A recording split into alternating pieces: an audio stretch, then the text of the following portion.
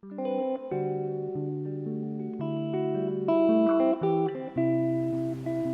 and good evening. This is Annie from 41 Dots. It's thundering a bit where I am and it's quite nice, but forgive me if you hear some weather sound effects. This is my July 2016 planning video, and I'm going to talk about how I set up for the month.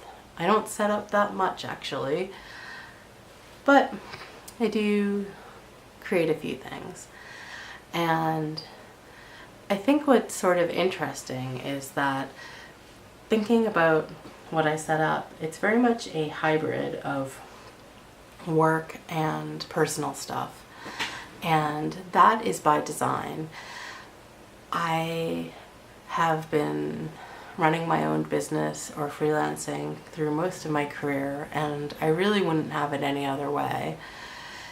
The benefits of being able to live your life in that sort of holistic work-life balancey way definitely outweigh the risks of uncertainty and lack of security that keeps some people from freelancing. For me that is. The benefits outweigh the risks. The other thing is, I've actually been keeping a notebook like this for a really long time. In fact, I've been keeping a notebook for my whole life, actually. When I was a little kid, I used to journal. I sort of evolved that into carrying around a sketchbook by the time I was in high school and college. And after college, I started keeping these work journals or work notebooks. I was freelancing and working on my own side projects, and I really needed something to help me keep it all straight. So I've always kept these work notebooks, and over the years I've developed a lot of systems and frameworks and ways of keeping track of things and hopefully not losing good ideas or tasks I need to do. Then recently I was overjoyed to find out that there's actually a whole community of people who do this and talk to each other and share their methods. And there's this whole bullet journal thing that, you know, there's a guy and a method and a key, and there's dots and arrows, and anyway, I think it's really cool, and I've definitely jumped right into the community and adapted a lot of ideas I found there into my systems. And so I want to share back with you some of the things I do, and also some of the experience I have running my own creative business, because I think it's something a lot of people would be interested in who also do bullet journaling. There's something about the, what I would call professionally, the design thinking of bullet journaling that lends itself also to running a creative business of some sort, be that teaching or design or lettering or illustration or any kind of pursuit where you are creating in some way. So hopefully this is helpful, and this is my July planning. So the thing about July is it's exactly halfway through the year, and it's the end of a quarter. So I drew out a grid of the rest of the year, conveniently fit on 2 pages as Q3 and Q4. This is essential for me to plan out my client work. If I can't really visualize it in some kind of format that mirrors the year, I'm lost. And I've gone through so many formats over the years, but I think this is pretty helpful. And what's key is doing it in pencil so that I can change things, because things change a lot. So in my grid I have my months. Q3 is July, August, and September. Q4 is October, November, and December. And for each page I have columns for client projects, which are like side projects and, you know, sundry pursuits, and personal stuff. So the client column is really the most important one for my purposes. I write out what I'm doing this month, which I know pretty much, and next month, which I know slightly less much, and the next month. And then things get a little vague, but I write out what I know, and I know things are going to move around, and it's very helpful to know where I have extra time or can take on more projects, or I shouldn't take on more projects, or I might need to hire some help to get stuff out the door, or what have you. So super useful planning the rest of the year for client projects.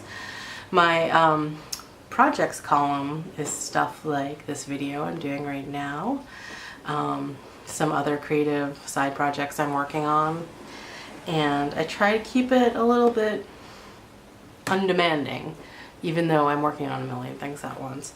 Try not to pressure myself too much, so I'm going to fill this in as I go along at the start of each month. Think about what I want to get done or focus on that month. The personal column, it's a little bit sadly empty right now, but have some travel possibilities in there, and NaNoWriMo in November, National Novel Writing Month. I really like to do that, write a novel in November, but that's another story. Anyway, I've penciled it in.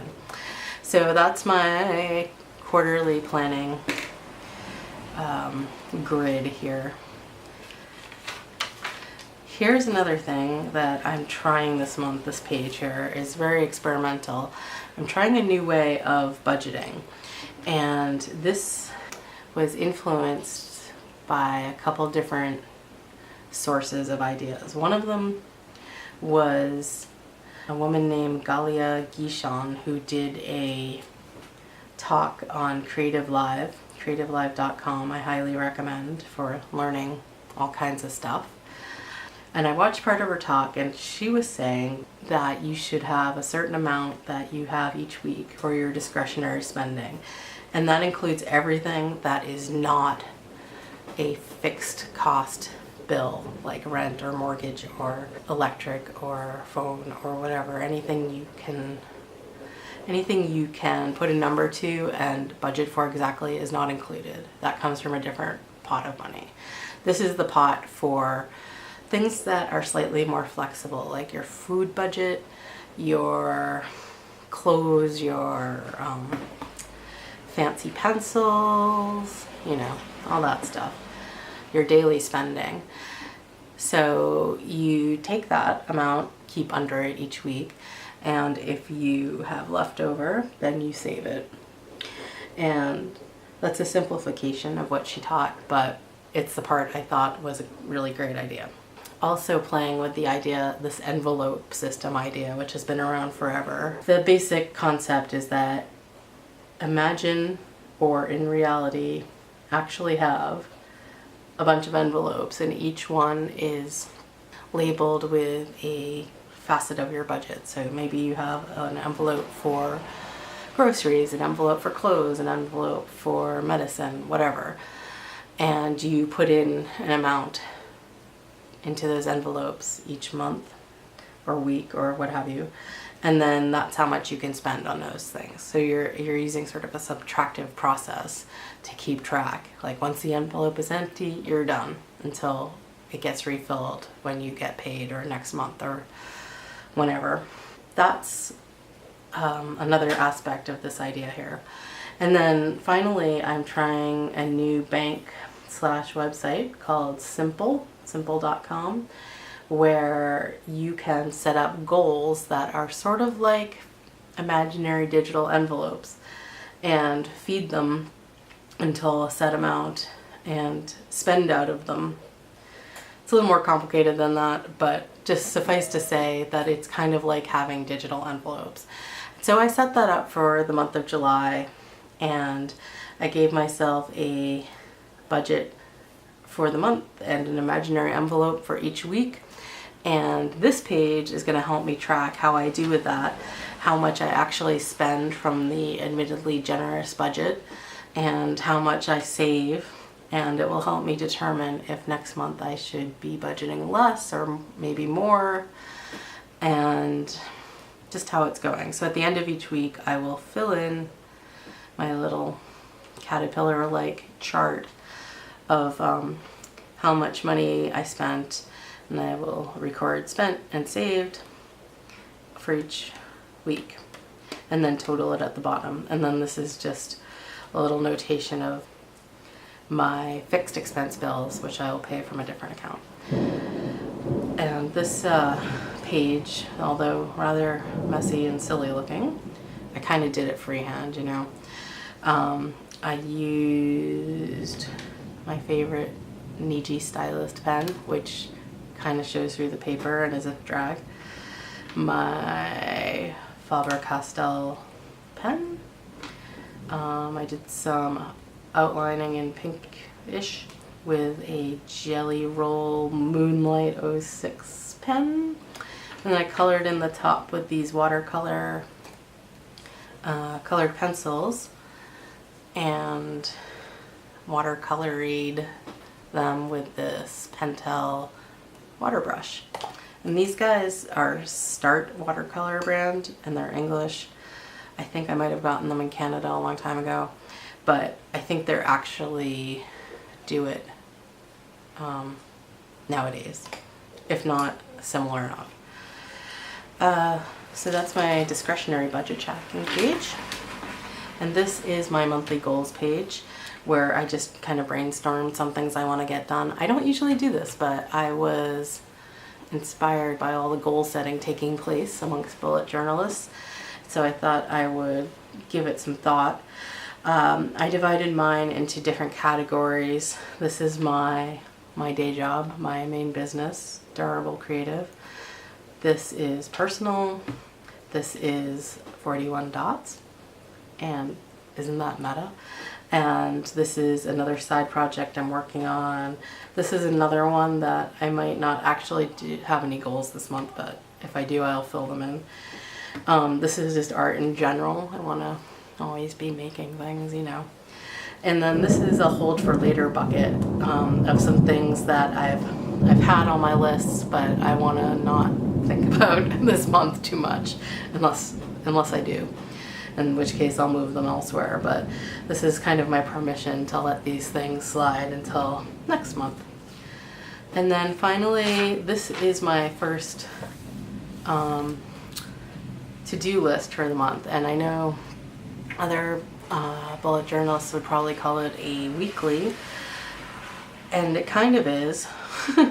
I do this strange hybrid of weeklies and dailies when needed.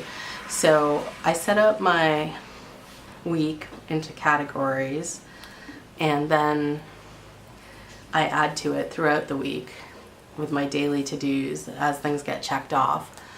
And I will also occasionally do something like make a dot or number things that are super important to do on a given day. So, you know, it might be Tuesday and I say I need to do this and this and this definitely today. Those are my most important tasks. So I will write 1, 2, 3 right there, and you know, in pink or something. Otherwise, I kind of choose from my lists as I go, choosing what's important to do next or what I feel like doing, depending on circumstance. And again, this is categorized. I have my work, which is, these are mostly client-related tasks. These are actual, you know, design and web development projects I have going on. And this list will fill the page by the end of the week, if not sooner, probably. This is my work meta category, which is stuff I want to do for my business. You know, that list could be infinite, but I try to keep it short and prioritize it for now. There's holding pens for all the other stuff. And I'll add to this as the week goes on. This is some 41 dot stuff. This is another project that I don't know what the next step is yet because I'm waiting on some stuff, but I'll find out and write it down. Over here is my waiting list, which if you have clients is really helpful. So all the things I don't really want in my brain because I'm waiting for someone else to do something, I note here, and then when I get it, I check it off, and it usually triggers me to write a to-do in here, or maybe here. So these are all information or papers or whatever that I'm waiting for from people. Or even a package I'm waiting for in the mail.